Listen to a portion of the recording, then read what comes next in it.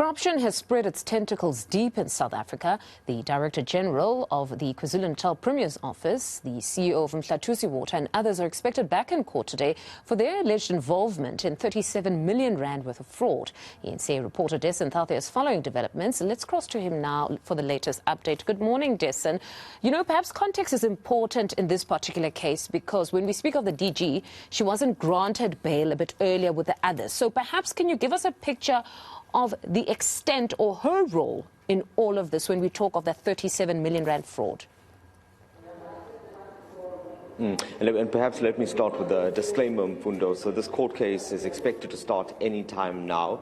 So let's be prepared for that because this is a continuation of that bail application that started yesterday. In fact, it was rolled over from the day before. But to answer your question directly, so I think we need to separate two issues here. The one is that we're talking about a fraud matter and a fraud investigation that had taken place at Mhlathuze Water. But the role of the DG here, Nonhlanhla Mkhize, comes in when you look at the charges of defeating the ends of justice and intimidation. So the allegation from the state is that she had facilitated a meeting between Siphiwe Mabaso, who's the other accused in this matter, to meet the board chair, but under the pretenses of being an intelligence agent and threatening her to stop the investigation that she was busy with at the time and also to hand over the forensic report. So that's her link here.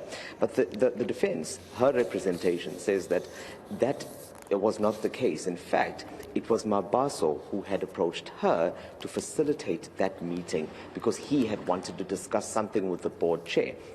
So what's not in question now is that report. Mabaso says that he does in fact have or had a copy of that report, but alleges that he was given that copy by the board chair for a lack of a better word, for safekeeping, because there were certain concerns around that. So that is something that now needs to be unpacked further about exactly what transpired there and who was the one that initiated the meeting and obviously what was the intention behind doing that.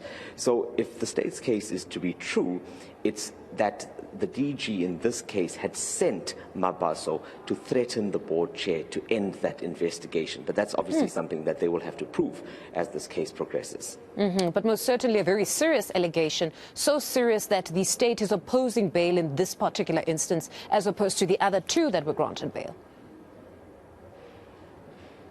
That's right. So that's why the matters were separated. So the first two, the CFO as well as an administrator, that bail application was unopposed. So it happened on the day before yesterday. And in that case, the CFO was granted 60,000 rand bail, the administrator 5,000 rand bail. But I think it gives you a sense of some of the figures that we're going to see here, because just yesterday, one of the lawyers that was representing Stembelo Mhlanga, you'll remember him from our conversation yesterday, and his alleged role in all of this, him being the so-called conduit to channel that money out of Mhlathuze Water.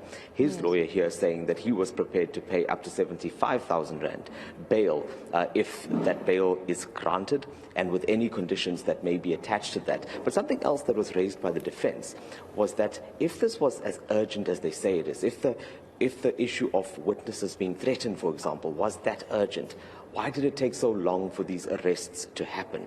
So they're saying, or they're arguing, that if they'd waited this long, I mean, it's been years since this has been taking place, why the urgency now to ensure that these accused remain behind bars so that they won't threaten the witnesses?